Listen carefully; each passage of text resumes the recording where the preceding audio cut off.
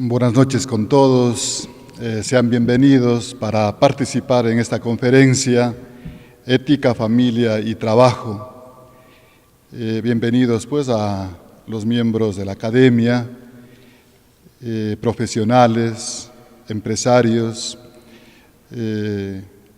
estudiantes, religiosas, sacerdotes y laicos que están trabajando en algunas actividades en pastoral social y en otras dentro de la iglesia. Tengo la alegría de presentar a Monseñor Andrés Carrascosa Coso, que nació en Cuenca de España el 16 de diciembre de 1955, sexto hijo del médico Eduardo Carrascosa del Amo y de Trinidad Coso Langa. Tras los estudios primarios, estudió filosofía y teología en el Seminario Mayor de Cuenca, realizando después un curso anual de espiritualidad sacerdotal en Frascati, Roma. Enviado por su obispo al Colegio Español de Roma para especializarse en estudios bíblicos. Fue ordenado sacerdote en Cuenca el 2 de julio de 1980. Consiguió la licenciatura en Teología Bíblica en la Pontificia Universidad Gregoriana en 1981, siendo escogido para entrar al servicio del Papa en la diplomacia pontificia. Para ello ingresó en la Pontificia Academia Eclesiástica, donde transcurrió 4 años realizando los estudios diplomáticos, perfeccionando el conocimiento de varias lenguas modernas y consiguiendo la licenciatura en Derecho Canónico y el doctorado en Derecho Internacional en la Pontificia Universidad de Santo Tomás Angélico. Tras su ingreso en la diplomacia pontificia en 1985, fue destinado como secretario a la Nunciatura Apostólica de Monrovia, que cubría Liberia, Sierra Leona, Guinea, Conakry y Gambia. Fue después destinado como secretario a la Nunciatura Apostólica de Copenhague, acreditado ante los gobiernos de Dinamarca, Suecia, Noruega, Islandia y Finlandia. Llamado al Vaticano a la Secretaría de Estado de Su Santidad, sección para las relaciones con los estados. Trabajó durante 7 años en estrecho contacto con el Papa San Juan Pablo II. Seguidamente fue consejero de la misión de la Santa Sede ante las Naciones Unidas en Ginebra, Suiza, de la Nunciatura Apostólica en Brasil y de la Nunciatura Apostólica en Canadá. Además de su lengua materna, habla inglés, francés, italiano, portugués y alemán. Ha representado a la Santa Sede en numerosas conferencias y foros internacionales. Es autor del libro La Santa Sede y la Conferencia sobre la Seguridad y la Cooperación en Europa, editado en Cuenca en 1990 y reeditado en la Ciudad del Vaticano en 1991. Ha compaginado siempre sus tareas diplomáticas con actividades sacerdotales dedicadas sobre todo a los jóvenes. Fue nombrado por su santidad el Papa San Juan Pablo II el 31 de julio del año 2004 como nuncio apostólico en la República del Congo y el 26 de agosto del 2004 nuncio apostólico también en Gabón. Recibió la ordenación episcopal en la Basílica de San Pedro del Vaticano el día 7 de octubre del 2004. Fue nombrado nuncio apostólico en Panamá por su santidad el Papa Benedicto XVI el 12 de enero del año 2009 y nombrado nuncio apostólico para Ecuador por el Papa Francisco el 22 de junio del año 2017. Sea bienvenido, señor nuncio, y todos estamos para escucharle esta conferencia. Yo no sé a ustedes, pero a mí cada vez que me leen el currículum parece que están haciendo el proceso de beatificación y eso se hace cuando uno se ha muerto. Gracias, Padre Bolívar. Saludo muy afectuosamente a todos los presentes. Esta conferencia nació pensando en los intelectuales, la academia, profesionales, empresarios, y nació pensando en que sea más un momento de diálogo. Yo no quisiera aquí tanto darles una charla cuanto poner un poco las bases de lo que pueda ser un diálogo más variado y que ustedes puedan, a partir de estas reflexiones, hacer las preguntas que consideren oportunas. Si yo sé responder, les responderé, y si no, pues paciencia. En primer lugar, quiero dar las gracias a todos ustedes por acogerme aquí esta noche, y particularmente a su arzobispo, Monseñor Marcos Pérez Caicedo, por la invitación que me ha dirigido a realizar este encuentro, este diálogo, en el contexto de mi visita por los 250 años de la diócesis de Cuenca. Momento en el que estoy aprovechando para encontrarme, para dialogar con diversos sectores de la sociedad y de la Iglesia que vive en estas benditas tierras de la SUAY.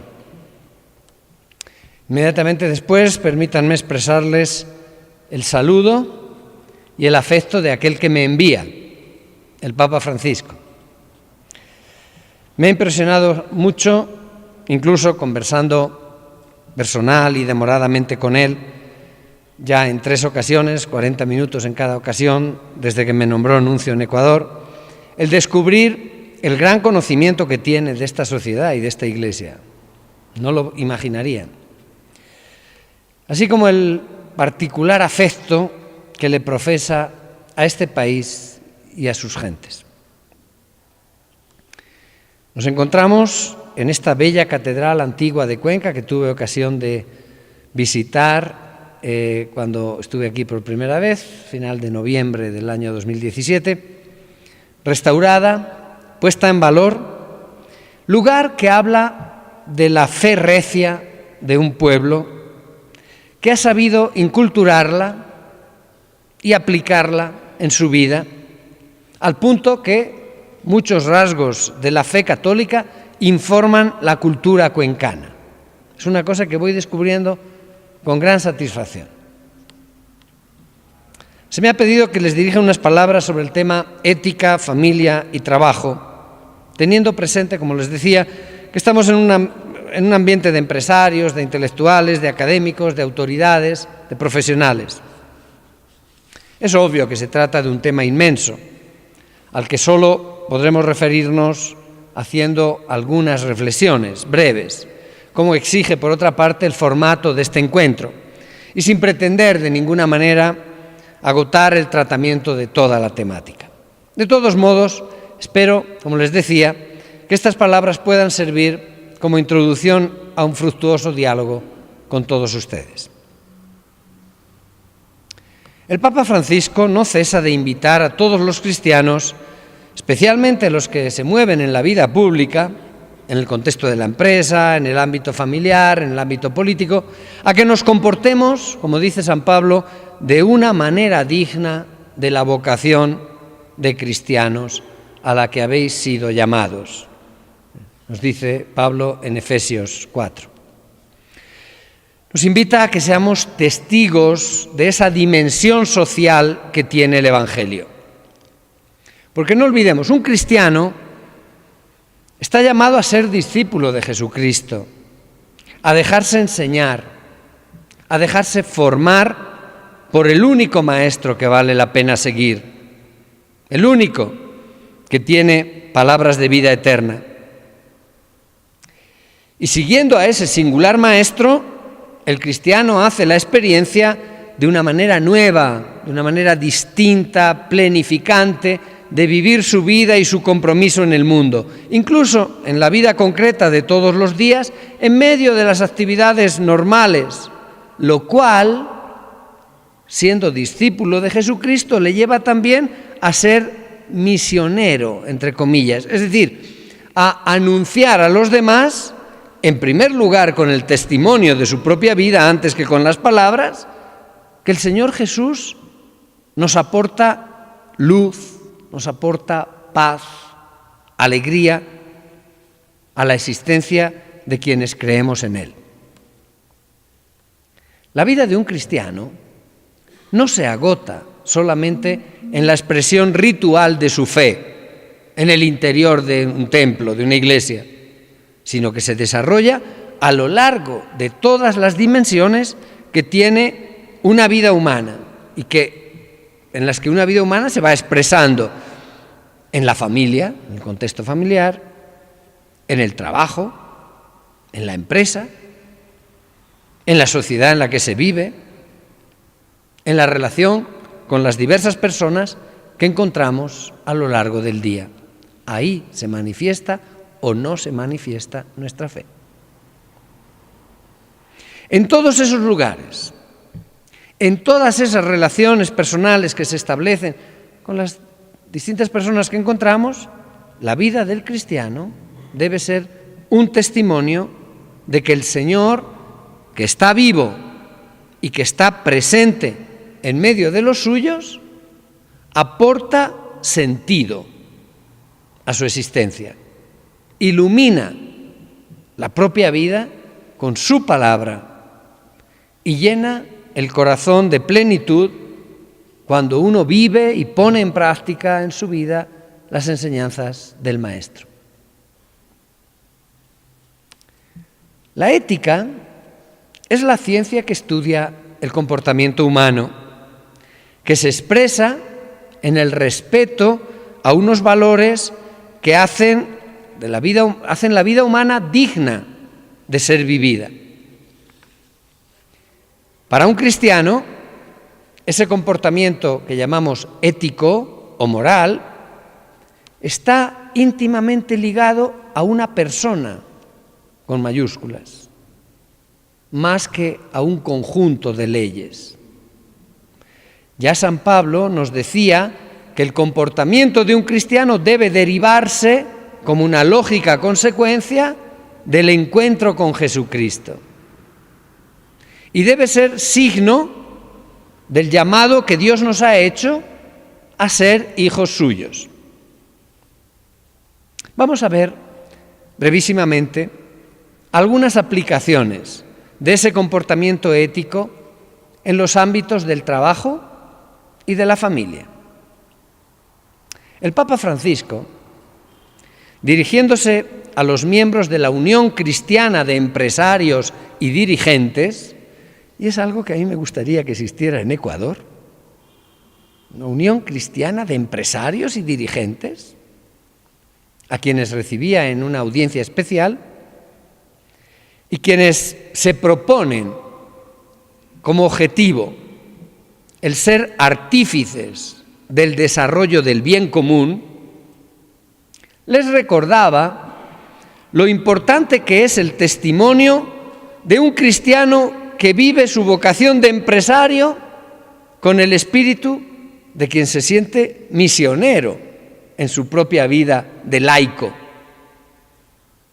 De hecho, en su exhortación apostólica Evangelii Gaudium, y aprovecho para decir, quien no la hubiera leído, que no se la pierda, este documento, la exhortación apostólica Evangelii Gaudium es el programa del pontificado de Papa Francisco y es apasionante. Aparte que este hombre tiene la capacidad de escribir y de hablar de las cosas con un lenguaje totalmente comprensible, accesible a todos, decía, cito, la vocación de un empresario es una noble tarea, siempre que se deje interpelar por un sentido más amplio de la vida.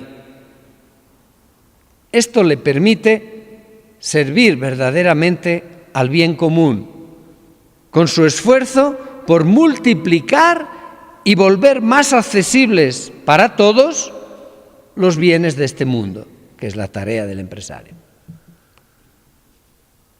Cierro la cita.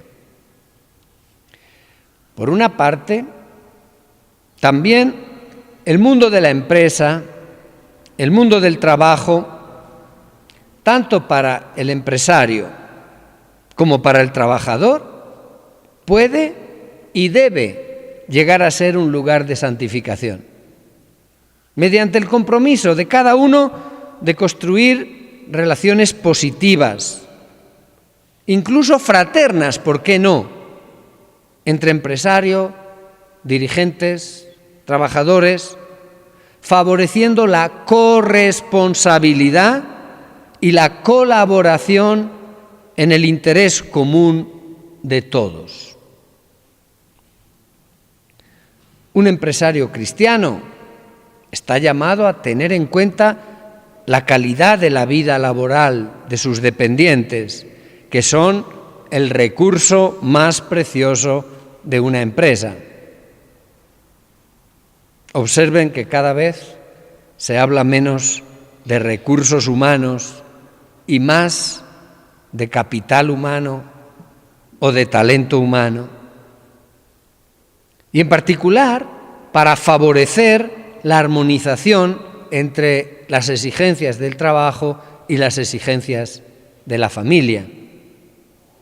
La empresa, dice el Papa Francisco, es un bien de interés común. Es un bien de interés común.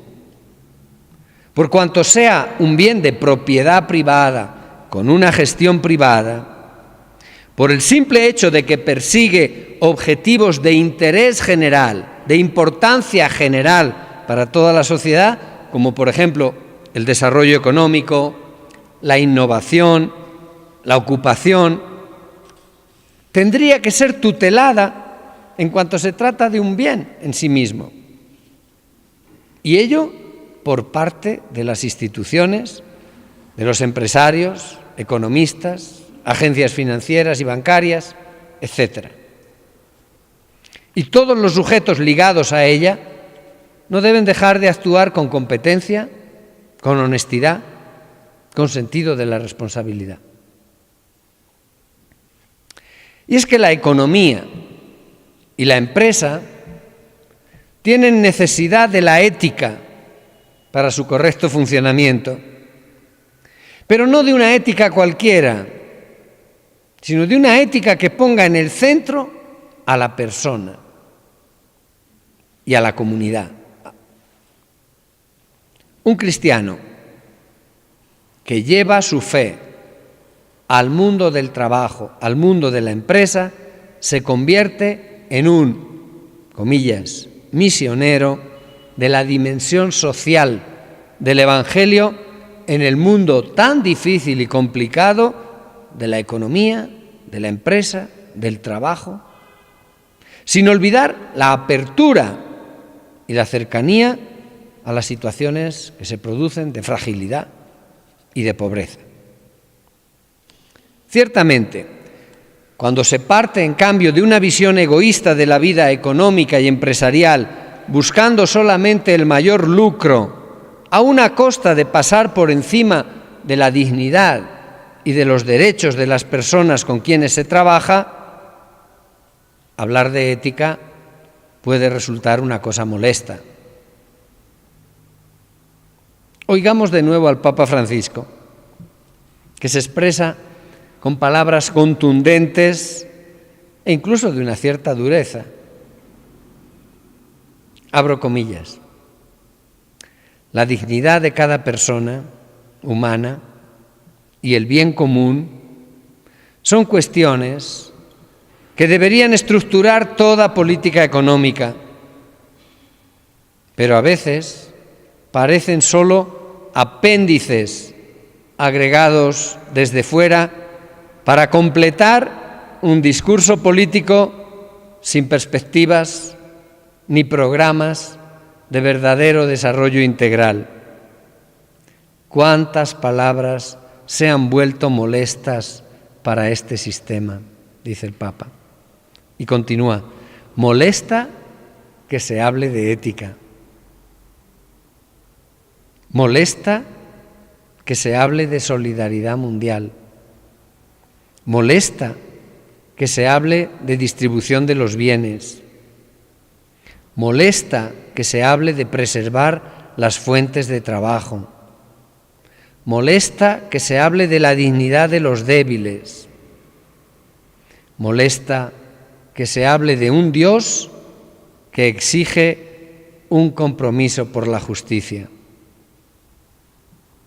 Otras veces lo que sucede es que estas palabras se vuelven objeto de un manoseo oportunista que las deshonra. La cómoda indiferencia ante estas cuestiones vacía nuestra vida y nuestras palabras de todo significado. Cierro comillas. Esto está también en la Evangelii Gaudium, número 203.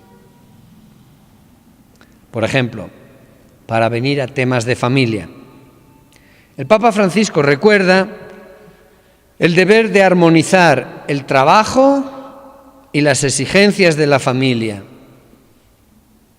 sobre todo de las trabajadoras, por cuanto hace referencia a la tutela del derecho al trabajo y de su vocación a la maternidad y a la presencia de la mamá en la familia.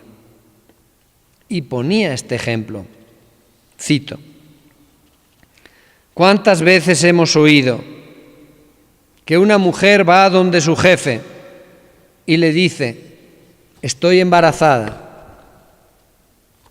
oyéndose responder: desde el fin de mes ya no trabajarás más aquí? La mujer debe ser protegida, ayudada en ese doble trabajo, el derecho a trabajar y el derecho a la maternidad. Cierro comillas. La familia, comunidad natural en donde se experimenta la sociabilidad humana, contribuye en modo único e insustituible al bien de toda la sociedad. La familia, comunidad de personas, es por consiguiente la primera sociedad humana, decía el Papa Juan Pablo II en el documento Carta a las Familias. Por ello, la familia tiene prioridad respecto a la sociedad y al Estado. El mismo Papa San Juan Pablo II escribía: la familia no está, por lo tanto, en función de la sociedad y del Estado, sino que la sociedad y el Estado están en función de la familia.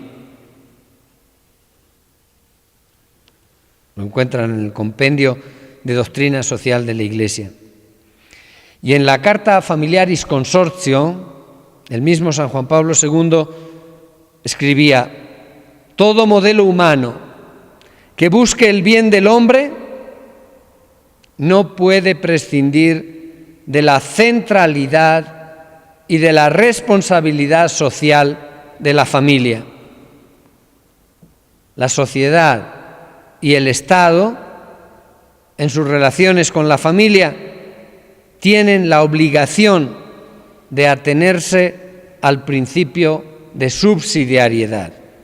En virtud de este principio de subsidiariedad, las autoridades públicas no deben sustraer a la familia las tareas que puede desempeñar sola o libremente asociada con otras familias. Por otra parte, las mismas autoridades tienen el deber de auxiliar a la familia, asegurándole las ayudas que necesita para asumir de forma adecuada todas sus responsabilidades. Lo encuentran en Familiaris Consortio número 45. No voy a cansarles más. Renuevo mi alegría de estar entre ustedes, mi agradecimiento por su presencia.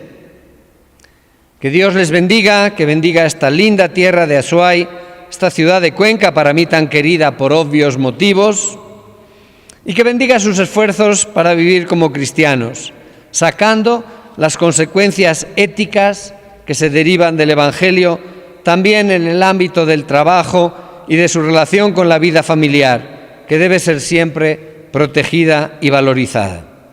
Y como el Papa Francisco siempre me recuerda que les pida que recen por él, cumplo con mucho gusto ese deber. Aplicar la ética a la vida significa afrontar la vida familiar, por ejemplo, las relaciones entre esposos, con los hijos, desde Dios. Aplicar la ética al mundo del trabajo, al mundo de la empresa, significa valorizar algo que es de interés general, como les decía. Es equivocado pensar, el empresario es el contrario al bien común. No.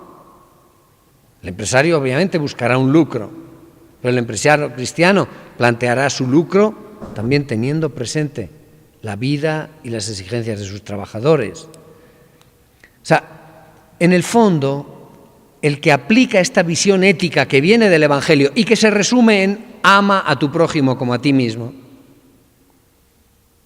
quien vive así es un factor positivo para la comunidad, es un factor positivo para la sociedad. Yo no me canso de decir, un cristiano es un elemento positivo para la construcción de cualquier sociedad, a condición de que viva como cristiano. Lo peor que podemos hacer es llamarnos cristianos y vivir como enemigos de la cruz de Cristo. Porque ahí estamos traicionando nuestra propia vocación de discípulos de Jesucristo. Entonces, me parece que, ¿qué podemos hacer para que cambie? Apliquemos el Evangelio, apliquemos la ética que nace, que deriva de una visión cristiana de la vida. Escuchemos al Maestro. Esto me lleva a otra cosa.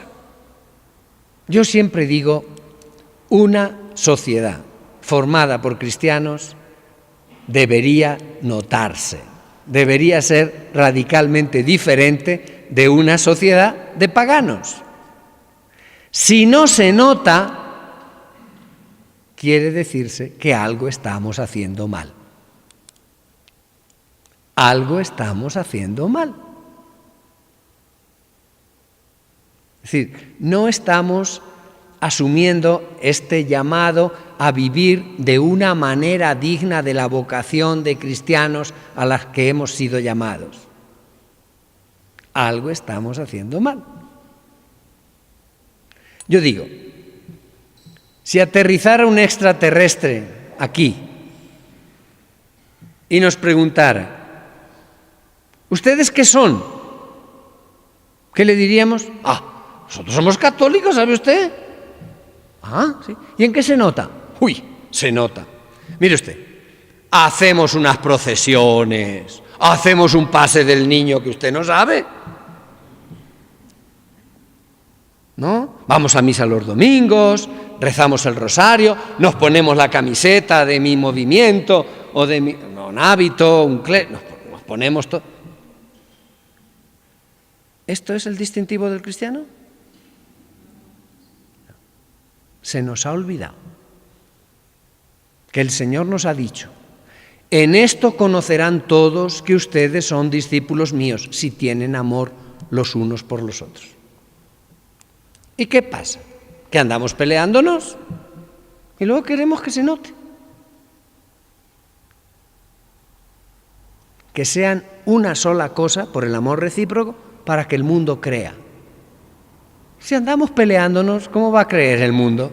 Pero si nos lo ha dicho nuestro Señor clarito, clarito, clarito. Y nosotros andamos en el pase del niño. No tengo nada contra el pase del niño, Tengo prometido que voy a venir. Tengo prometido que voy a venir. No se metan conmigo que tengo prometido.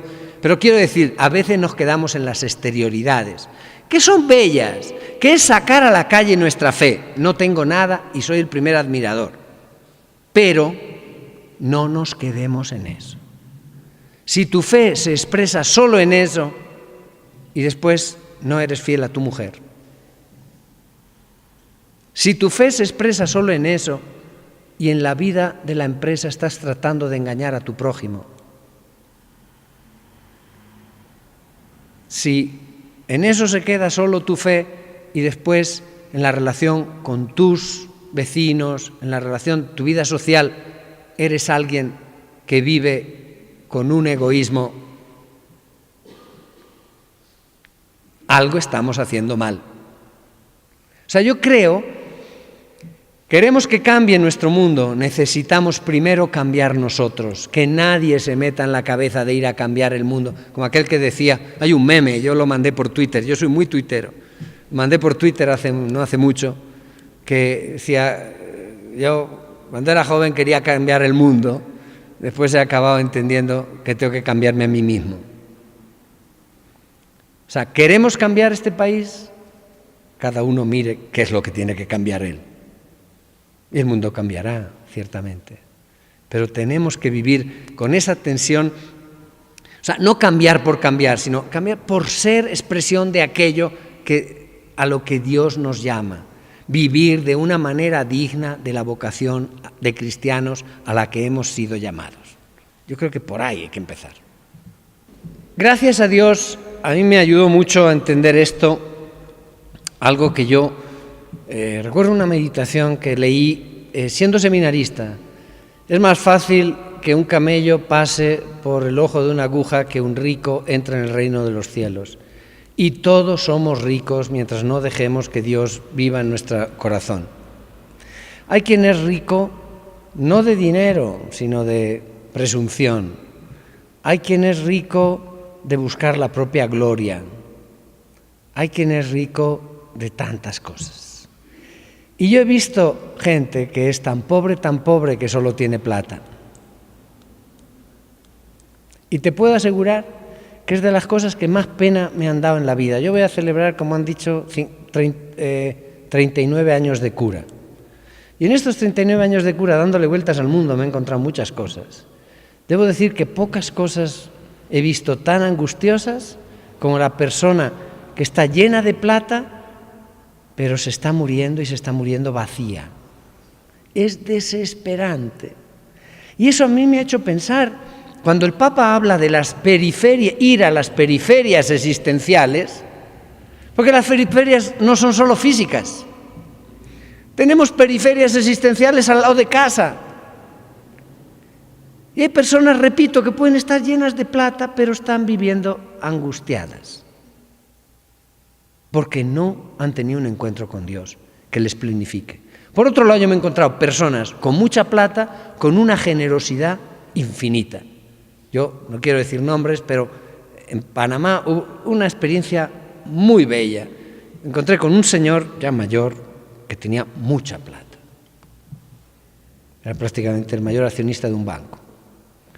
Y por esas cosas de la vida, porque cuando llegué alguien me dijo, porque pregunté, ¿quién hay que sería interesante encontrar? Y hubo un obispo que me dijo, hable con ese señor. Y hablé con él. Y me impresionó la visión de la vida que tenía, la visión de las cosas. Cada uno te cuenta su vida, cada uno habla de la feria según le va, ¿no? Cada uno te cuenta cómo es la situación política según cómo la piensa, ¿no? Entonces, cuando uno tiene un espectro muy amplio, pues te haces una visión un poco más amplia, ¿no? Que solo de un lado o de otro, ¿no? Pero recuerdo que un día que fui a visitarlo para plantearle una cuestión, porque tuve que construir una nunciatura y me hice con un grupo de personas por encima de toda sospecha, éticamente responsables y admirables, que me hicieran como una especie de consejo. Me creé yo solo como una especie de consejo de administración. Que dije, la nunciatura es la casa del Papa en Panamá, el representante del Papa tiene algo que decir, pero es en Panamá, y yo quiero que la Iglesia panameña tenga algo que decir. La Iglesia, no los curas y los obispos que no saben tanto de esto, los empresarios. Pues había un empresario, un banquero, un abogado, un ingeniero, y eran personas que, por supuesto, gratis y con mucho cariño, pues me ayudaron a decir, esto no, esto sí. Porque si no me hubiera visto engañado en más de una ocasión. Pues fui a plantearle si él quería colaborar en este aspecto y tal. Y llega un momento en que entro en su despacho y me muestra un cuadro que eran unos niños indígenas. Y me dice, monseñor, ahí está mi riqueza. Yo no tengo yate, no tengo avión privado, no tengo helicóptero, pero esos niños, cuando yo llegue al otro lado, me van a recibir. Falleció hace un año, yo estaba aquí. Pero es un hombre que es lo más modélico que he conocido en mi vida en aquella frase de Jesús, que no sepa tu mano derecha lo que hace tu mano izquierda. Porque hacía enorme caridad de su plata. No, aparte luego creó una fundación del banco para ayudar en 1000 cosas, pero era la fundación del banco. Pero su plata personal. Y no llegabas a saber a quién estaba ayudando. El tipo era tan discreto porque había entendido que no sepa tu mano izquierda lo que hace la derecha. Y alguien lleno de plata y que te muestra aquellos rostros de aquellos niños indígenas, dice, estos me van a recibir cuando yo llegue al otro lado. ¿Eso es un rico? No. Ese es alguien que vive el Evangelio y lo vive con generosidad y con una alegría y con plenitud. A lo mejor es más rico el pobre que está recogiendo cartones y si le tocan uno blasfema porque le están quitando un cartón. A veces la riqueza está en el apego que tenemos. Yo creo que alguien que, tiene capacidades y Dios le ayuda y le ilumina y va sacando adelante una empresa y tal, y lo vive con generosidad y hace que participen también, porque los bienes tienen una función social. Y no vive solo centrado en sí mismo, es menos rico que quien tiene una cuenta pequeñita en el banco, pero repito, blasfemas y se la tocan. Es precisamente esa concepción que a veces se da de que la empresa es algo contra el bien común o contra una visión cristiana de la vida. Es equivocadísimo. O esa opinión de solo la lucha de clases, entonces el trabajador contra el empresario. Yo creo que un cristiano se lo tiene que plantear de otra manera. El trabajador y el dirigente de la empresa y el propietario del empresario y tal, estamos obligados a vivir el mandamiento nuevo, también ahí. Nuestro Señor no dijo amar los unos a los otros, excepto en la empresa. No lo dijo. Por lo cual entra en la lógica de toda la vida cristiana. Es verdad que ahí yo haría un cierto distingo entre bien de uso común y bien de interés común. Una propiedad privada no es de uso común, es de interés común porque el hecho de que esa empresa funcione, de que esté dando trabajo a una serie de personas, de que estén desarrollando determinados bienes que se ponen en la sociedad, eso le interesa a la sociedad. Le interesa. Por lo cual, es algo que hay que proteger de alguna manera, ¿no? Por el bien común que hay.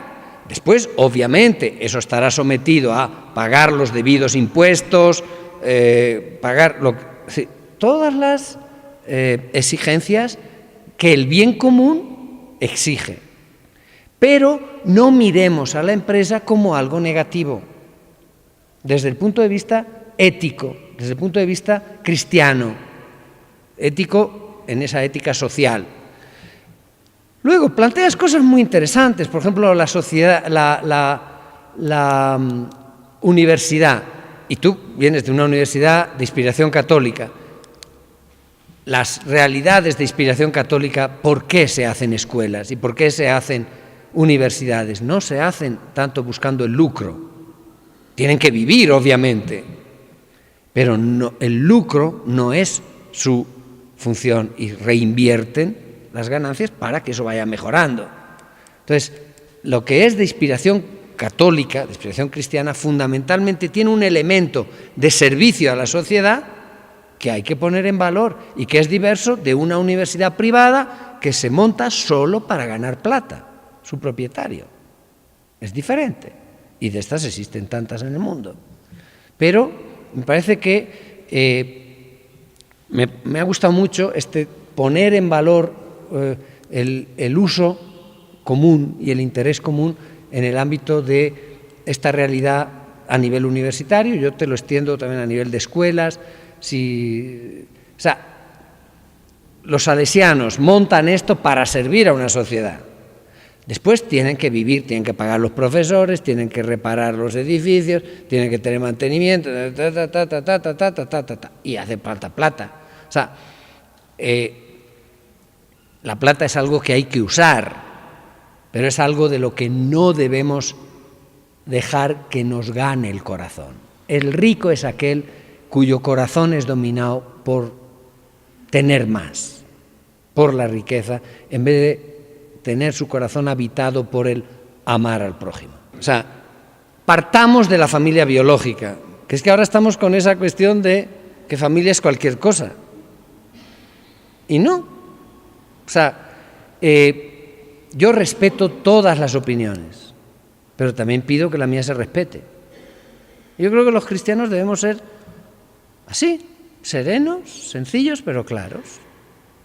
Esta es nuestra visión, un hombre, una mujer, que vienen de sus determinadas familias, de un hombre y de una mujer, y que procrean sus hijos, y esto tiene que ser garantizado.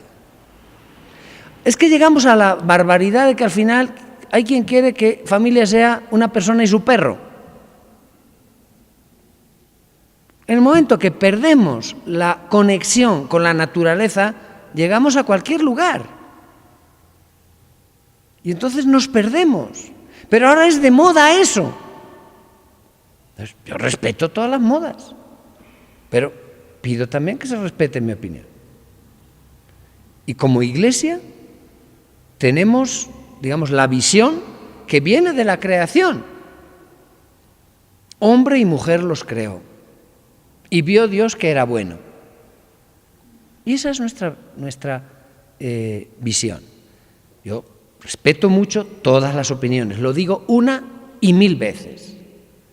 Pero hay maneras de pensar que, digamos, están de acuerdo con una visión cristiana de la vida y otras que no están de acuerdo con una visión cristiana de la vida. Y no está de acuerdo con una visión cristiana de la vida la visión de poner al Estado por delante de la familia o poner la sociedad por delante de la familia. Es equivocado. Ahí hay el principio de subsidiariedad, que el Estado y la sociedad deben respetar a la familia, y lo que la familia puede hacer por sí misma no se lo debe asumir el Estado. La educación de los hijos es derecho de los padres, pero hay sociedades donde eso está estatalizado, y es el Estado el que dice cómo se educa a un niño y se ideologiza a un niño. Y eso hay que tener mucho cuidado. No sé si entro en camisas de 11 varas, pero hablémonos claro. Yo estuve el otro día en la Asamblea Nacional, como decano del Cuerpo Diplomático, que soy, en la presentación del Acuerdo Nacional. El Acuerdo Nacional nace de una idea de la Asamblea que se desarrolla con 200 actores. Cámara de Comercio, gremios. Habló una señora que era presidente del gremio de los artesanos. 200. Y hay un montón de capítulos. Yo en determinados capítulos no quiero entrar, pero hay un capítulo que me parece muy interesante, el capítulo de educación, que se propone desideologizar la educación. Y yo dije, no puedo estar más de acuerdo. Y habló el vicepresidente, este joven guayaquileño, Otto Sonnenholzner, y decía, yo vengo de formación alemana. Él estudió en la escuela alemana aquí y luego se fue a Alemania a estudiar. Por cierto, es católico y trabajaba en la Cáritas, en Alemania, me comentó. Y me dice, yo entiendo la educación como enseñar a pensar,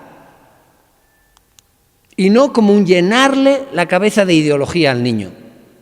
Yo dije, yo estoy totalmente de acuerdo con esto. Yo creo que esto va en la línea de una visión cristiana de lo que es la educación. Entonces me pareció muy interesante, porque no es llenarle la cabeza de que el Estado diga cómo debe ser la educación de tus hijos. Eres tú, papá de familia y mamá de familia, quienes tienen y el Estado debe respetarlo por el principio de subsidiariedad. Y donde no llegan los padres, el Estado tiene que aportar. O sea, aquí no hay recetas para fortalecer la unidad de la familia, pero hay algo que yo he aprendido en la vida. Sobre todo yo he trabajado como cura, como nunca me han dejado tener parroquia, pues tenía que buscarme la vida. Entonces he trabajado mucho con jóvenes y con preparación de jóvenes al matrimonio. Es uno de los campos que yo más he trabajado como cura y con jóvenes familias. Y es un campo que conozco un poquito. Vamos a ver. Yo he entendido que no hay ningún otro cemento concreto que una tanto a unas personas como el compartir una experiencia de Dios. Cuando marido y mujer comparten una experiencia de Dios, eso une como pocas cosas en este planeta. Y con los hijos. Pero cuando ponemos a Dios a un lado y nos parece que estamos descubriendo el agua tibia ya está descubierta. Entonces es verdad que la vida hoy es mucho más compleja.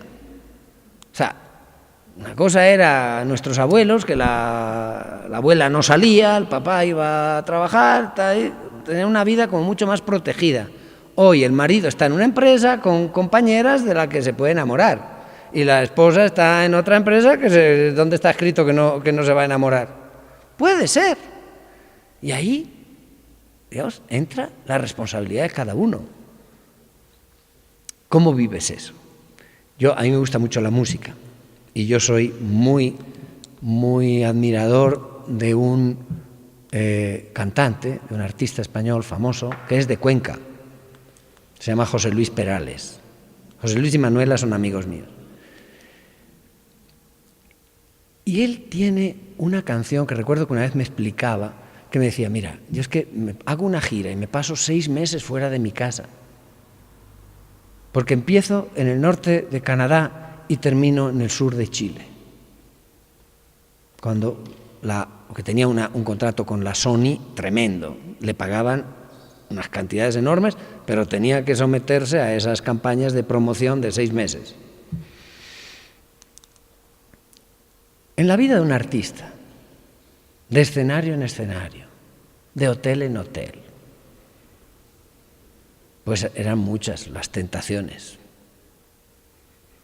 Y hay una canción que creo que se titula Tentación, que en un momento, que hace él las letras y las músicas, y es un poeta el tipo, y escribe, está hablando de su mujer y de la relación de esta, y dice, tú eres mariposa que vuela entre las rosas, pero ella es el cimiento de mi hogar. Me pareció tan lindo. Esa canción tiene 30 años. O sea, la tentación es mariposa que vuela entre las rosas y te atrae, pero tu cónyuge es otra cosa, es el cimiento de tu hogar.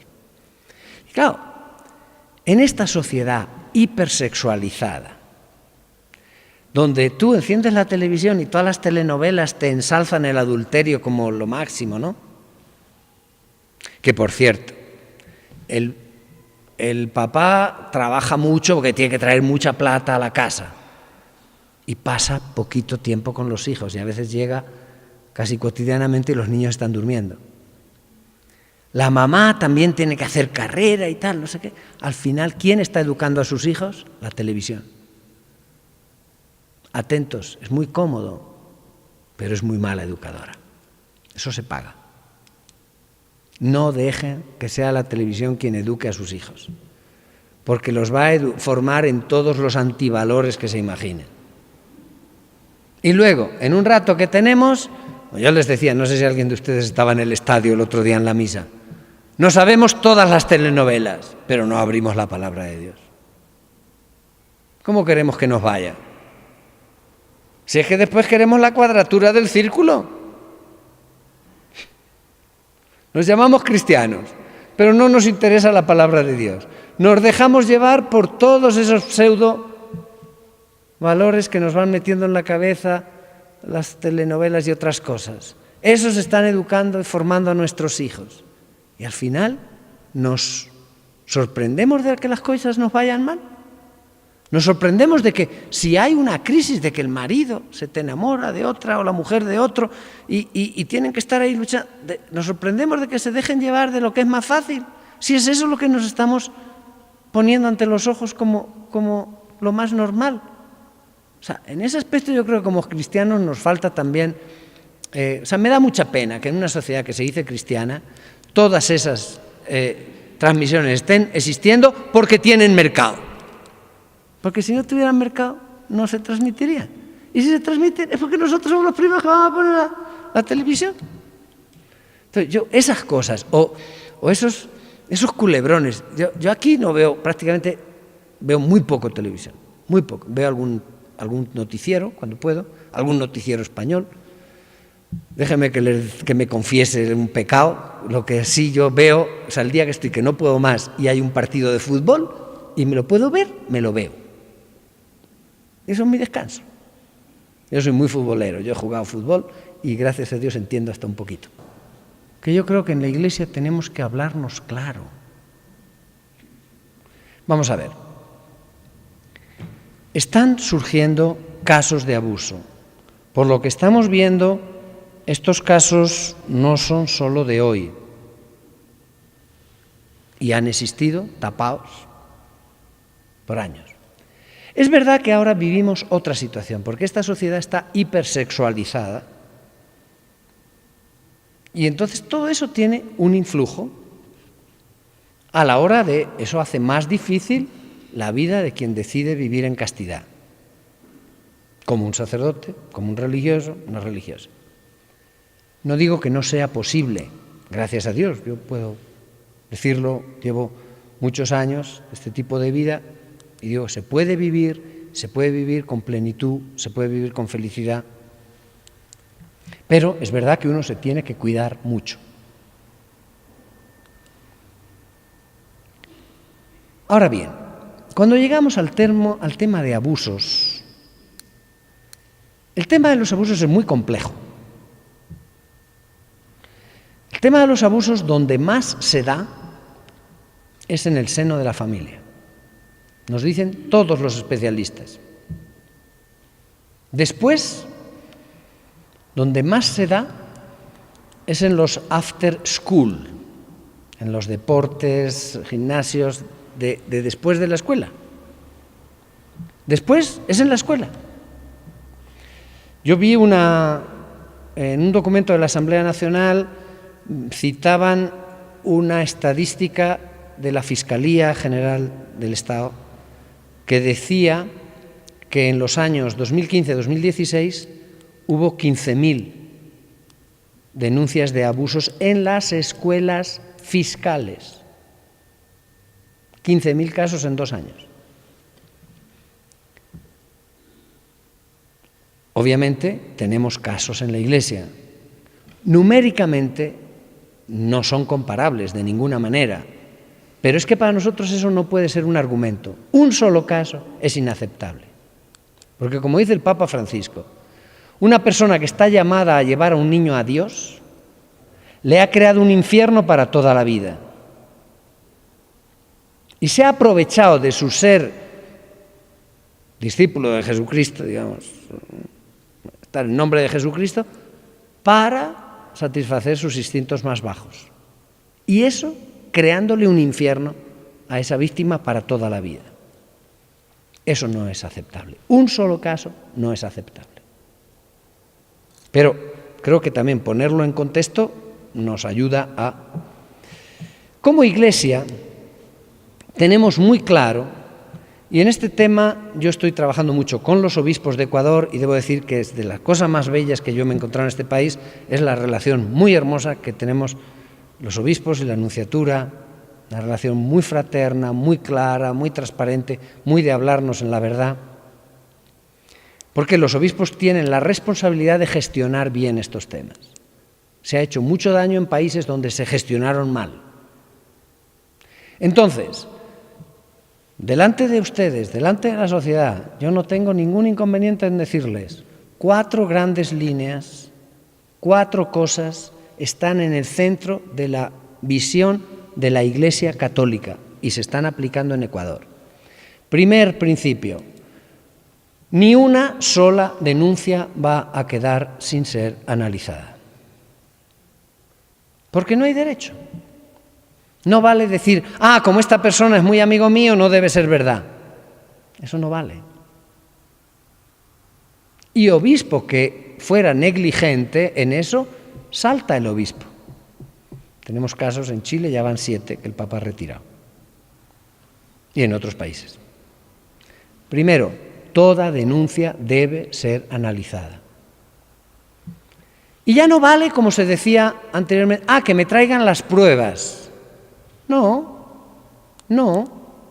La ley dice, la ley eclesiástica, eso está en un documento que escribió el Papa Juan Pablo II y que reformó el Papa Benedicto, que se llama Sacramentorum Sanctitatis Tutela. Y dice, cuando el obispo tiene notitia criminis, tiene noticia de que ha habido un crimen, porque eso es un crimen, tiene que hacer una investigación previa. Todavía no estamos a nivel jurídico, es investigación previa, no es proceso judicial. Para hacer esa investigación previa debe llamar al sacerdote y decirle: quedas suspendido del ejercicio público del ministerio. Solo puedes celebrar la misa tú solo, pero no puedes celebrar la misa en público. Y se le obliga a una residencia obligatoria para que no... son medidas cautelares, para que no manipule las eventuales pruebas. Se le pide que no se acerque a la víctima, porque hay gente que iría a amenazar. Entonces se le ponen una serie de medidas cautelares y se hace la investigación previa. Si la investigación previa, el obispo nombra un delegado, que es un jurista, para que le haga la investigación previa. Y después recoge los resultados. La investigación previa interroga a quien acusa, interroga a los testigos que se ofrezcan, después interroga al acusado y a los testigos que el acusado... Aquí hay derecho de defensa, aquí no hay cacería de brujas, aquí hay debido proceso, con todo el derecho de defensa y con toda la presunción de inocencia, pero con toda la claridad de las cosas. Si se dice no consta que haya un delito, se archiva, se le levanta la suspensión, se le restituye en todo lo posible el buen nombre, pero si hay, se tiene que mandar a Roma, y Roma dice que cómo se continúa. Y Roma suele decir, hágase el proceso, esta vez ya judicial. Y si las pruebas son contundentes, la pena normalmente llega a ser la dimisión del estado clerical. A lo cual la persona puede apelar. Hay 2 tipos de apelación. Uno se llama remonstratio ante el mismo obispo, porque la Santa Sede le impone al obispo que sea él el que impone la pena. Pero eso no se puede hacer sin que sea la Santa Sede, sin que sea el Papa quien lo autoriza y lo manda. Entonces se puede apelar ante el obispo. El obispo tiene 30 días. Si no responde, es como si respondiera negativamente. Y entonces se puede apelar a la Santa Sede, una última apelación. Y cuarto punto, no es solo castigar lo que se ha hecho mal, es prevenir para que no se suceda en el futuro. Y entonces, como Iglesia ecuatoriana, se está elaborando, ya está el proyecto, ya está hecho, ahora están los obispos en estudio para retoques que hacerle, un protocolo de prevención. Y ese protocolo de prevención está pensado para toda escuela católica y para toda parroquia y todo ambiente católico. Toda persona adulta que esté en contacto con niños, adolescentes o jóvenes tendrá que pasar una formación en prevención. Y esta es nuestra policy. Nosotros nos movemos así. Eso va a exigir que como comunidad cristiana vamos a necesitar ejércitos de católicos que ayuden también a ser multiplicadores. Por ejemplo, la PUSE, la Pontificia Universidad Católica de Ecuador, está desarrollando un curso a nivel académico. Son cursos intensivos hechos online. Este próximo va a ser de agosto a diciembre. Muchos de ustedes tienen la capacidad intelectual para poder hacer un curso de esas características, que además tiene después sus créditos como curso universitario, van a tener todo su diploma universitario. Solo tiene una característica, es que la primera lección y la última deben ser presenciales. Las otras son online, 4 meses. Pero hemos conseguido que la PUSE nos diga si hay un grupo consistente, 20, 30 personas, los profesores vendrían a Cuenca a darlo. O sea, es más barato pagarle a los profesores el viaje que ir todos a Quito. Háganlo quien pueda. Es un curso exigente porque tú tienes que afrontar toda tu realidad, y todos tenemos heridas y todos tenemos historias, y por eso es digamos, demandante, es exigente. Pero estas personas que se van a ir formando van a ser luego multiplicadores que van a poder ir formando a otros, que formen a otros, que formen a otros. Tenemos que llegar a todas las parroquias y a todas las capillas de todas las parroquias, porque todo el que dé catequesis, todo el que esté trabajando con grupos de jóvenes o en campamentos o en coros, tiene que pasar una formación en prevención. Pero, ¿cuándo se llega a estas aberraciones? La pedofilia es una enfermedad. Repito, la mayor parte de los abusos de pedofilia suceden en el ámbito de la familia. El padrastro, el tío, el abuelo. Y de esto no estamos exentos también los curas. Ahora bien, que nadie se engañe, aquí hay dos justicias. La parte eclesiástica es para la parte eclesiástica, pero cualquier sacerdote es un ciudadano que será tratado según la ley ecuatoriana como cualquier otro ciudadano. Y la Iglesia es la primera en apoyar eso. Hay veces que se dice que sea el obispo el que denuncie. No. La Iglesia invitará a que vayan a la Fiscalía los papás o los familiares del niño, porque también ha pasado a veces que la víctima se ha dado la vuelta y te pueden acusar de calumnia. Por lo cual animamos, acompañamos si es necesario, pero tienen que ir a hacer su denuncia por las exigencias de la ley ecuatoriana, porque todo sacerdote es un ciudadano que está sometido a los mismos deberes que cualquier otro. La investigación que hacemos nosotros a nivel canónico es para consecuencias a nivel dentro de la Iglesia, pero no interferimos uno con otro. Son dos sistemas jurídicos diferentes. ¿Les queda claro estos 4 pasos? Esto es cómo la Iglesia Católica en Ecuador está actuando, como nos pide el Papa Francisco. Si alguien de ustedes tiene un poco de curiosidad en saber qué es lo que piensa el Papa, léase el discurso que hizo a los presidentes de las conferencias episcopales. Estos 4 puntos están, a mí me dio mucha alegría, porque nosotros estamos martillando estos 4 puntos desde hace un año y resulta que están los 4 dentro de lo que el Papa dijo el 24 de febrero de 2019, el domingo 24 de febrero. Si ustedes entran en internet, vatican.va, encuentran cualquier palabra del Papa que ha pronunciado esta mañana. Entren discursos, 2019, febrero 24, se van a encontrar el discurso en castellano, y es interesantísimo y clarísimo. Esta es la línea de la Iglesia Católica, y lo que le digan fuera de esto no responde a realidad. Bien, hemos terminado así, hablando cosas duras y difíciles, pero les agradezco muchísimo la acogida. Si esto puede ser interesante, en cualquier otra vez que venga podemos seguir hablando, aunque sea de otros temas. Gracias, muy amable. Este diálogo, más que una charla, un diálogo fraterno con un buen número de la sociedad cuencana. Y esto nos lleva a pensar que los 250 años de la diócesis de Cuenca no solamente es una fiesta para los curas, No es una fiesta para las monjitas o para los seminaristas, es fiesta de la iglesia. Y la iglesia de Cuenca son ustedes. Nosotros somos creo que un 1% aquí, sacerdotes religiosos. Ustedes son el 99%. Y no podían quedar al margen de esta celebración. Por eso, si ustedes se habrán dado cuenta, el logo de la fiesta de estos 250 años es clarísimo. Las 3 cúpulas principales de la catedral, cada cúpula tiene un signo.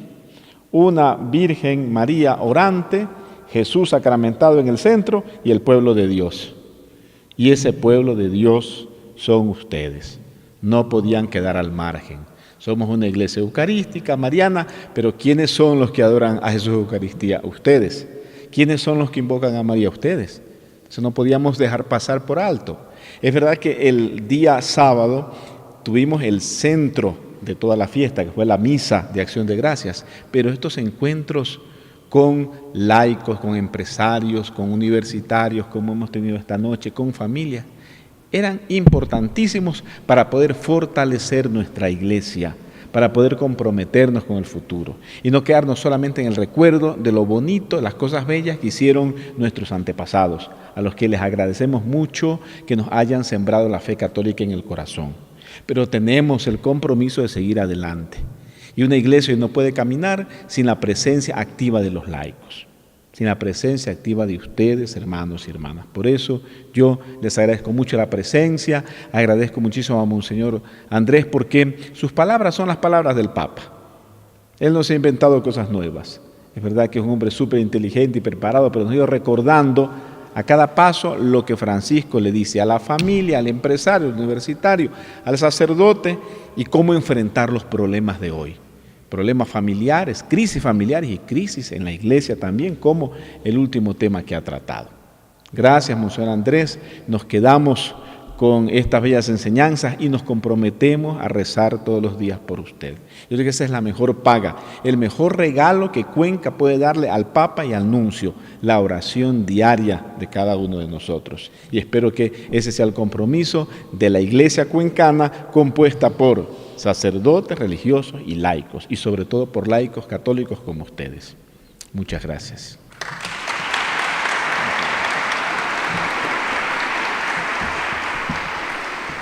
Antes de darles la bendición, también en nombre del Papa, quería decirles que yo estuve hace 2 meses con él, estuvimos 40 minutos sentados conversando, y en 1 mes volveré a estar con él porque nos convoca a todos los nuncios del mundo, por lo cual tendré ocasión de hablarle de Cuenca. Eso se lo prometo.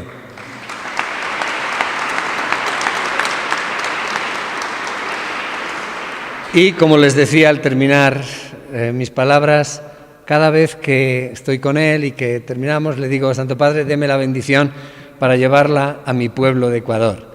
Me dice: sí, pero recuérdales que no se les olvide rezar por mí. Por lo cual, si él lo pide, yo les tengo que transmitir. Les doy la bendición en nombre de él y les ruego que pidan por él. Y cuando rezan el rosario, cuando recen por el Papa, si luego se acuerdan del nuncio y dicen una Ave María, pues eso que me gano yo. Si me meten en el mismo combo, pues eso que me gano. Bueno, Señor, damos la bendición juntos. En el nombre del Padre, del Hijo y del Espíritu Santo. El Señor esté con ustedes. Bendito sea el nombre del Señor, ahora y por siempre. Nuestro auxilio está en el nombre del Señor, que hizo el cielo y la tierra. Y la bendición de Dios Todopoderoso, Padre, Hijo y Espíritu Santo, descienda sobre ustedes y les acompañe siempre. Vamos en paz y glorifiquemos a Dios con nuestra vida.